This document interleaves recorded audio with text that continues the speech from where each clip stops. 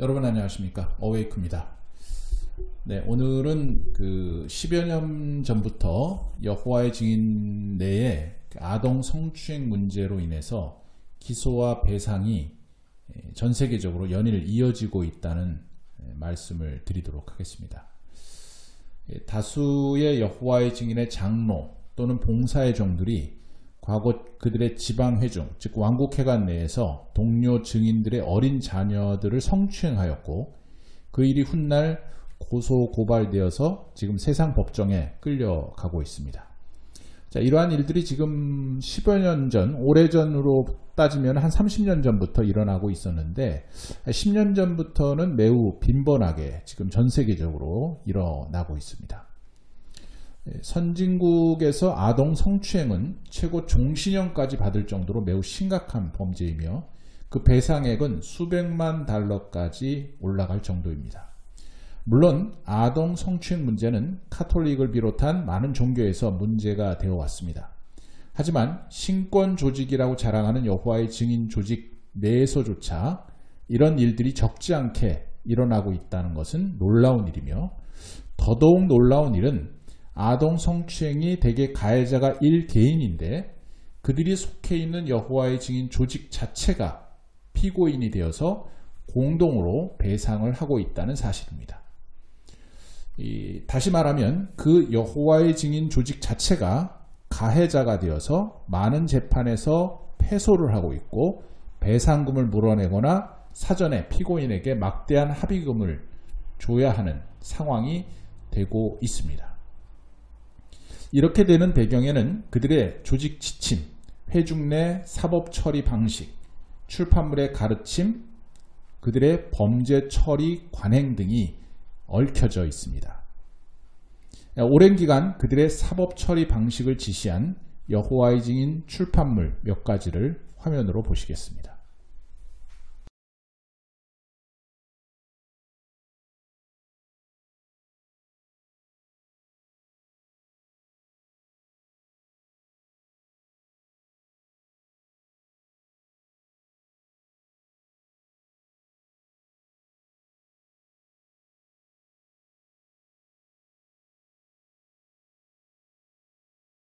물론 이러한 문구들은 2012년을 기점으로 해서 다소 수정되기 시작하였습니다. 하지만 지금 재판에 기소되고 있는 사건들은 대부분 이 시기 이전에 발생한 것들이고, 과거에는 증인들이 조금 전에 보여드린 그러한 문구나 지침에 근거해서 회중 내 성범죄를 처리하고 있었습니다. 여호와의 증인들은 동료 신도들 간에 이런 사법적인 사건이 일어났을 때 내부 지침에 의해서 먼저 회중의 장로들에게 보고를 하게 되어 있습니다. 그래서 이러한 범죄에 대한 신고가 장로들에게 들어오면 장로들은 이 일을 관계기관, 즉 경찰서에 신고하는 일에 매우 소극적, 아니 최대한 내부에서 무마하려고 하였던 것이 사실입니다. 이에 따라서 피해자를 회유하고 설득하는 과정이 있었고, 가해자에게도 사과를 하는 정도로 가벼운 처벌을 하거나 조용히 혐의가 없는 것으로 마무리되곤 하였습니다. 무엇보다 그들의 사법 처리 과정에 등장하는 다음의 성경 구절을 두고 많은 피해자들이 고통을 받아왔습니다.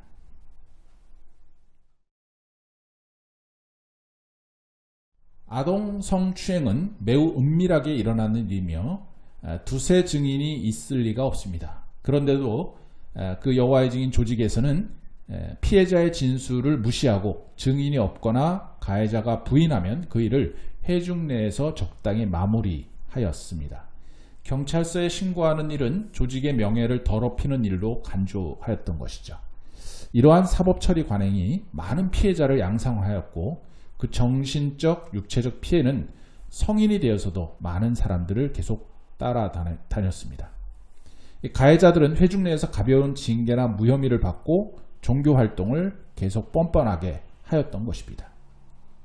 이런 일련의 일들이 재판 과정에서 드러남으로 인해서 조직 자체가, 왕국회관, 워치타워 협회 자체가 피해자를 보호하지 않고 방조하였거나 공권력에 신고한 일을 막았다, 라는 사실이 알려짐으로써 많은 판사들은 여호와의 증인 조직 자체에 유죄를 내리고 벌금이나 피해 보상을 요구하게 된 것입니다. 지금 여러분께서는 인터넷 검색창에 JW Child Sex Abuse라고 입력하시면 많은 뉴스 보도 내용을 보시게 될 것입니다. 한국에서 한글 검색창으로도 여호와의 증인 성추행 사건, 성추행, 여호와의 증인 성추행 이렇게 검색을 하게 되면 많은 사건들을 접하실 수 있습니다. 대부분 미국, 호주, 유럽 등 선진국에서 일어난 소송이며 셀 수 없이 많은 소송에서 엄청난 금액을 여호와의 증인 조직이 물어주고 있다는 사실을 아시게 될 것입니다. 사실 이런 소송들 중에는 피해자와의 합의에 의해서 사건이 조용히 종결되는 경우도 있어서 보도 자체가 안 되는 경우도 많습니다. 그중 비교적 크게 보도된 사건들만 잠시 화면을 통해서 알려드리도록 하겠습니다.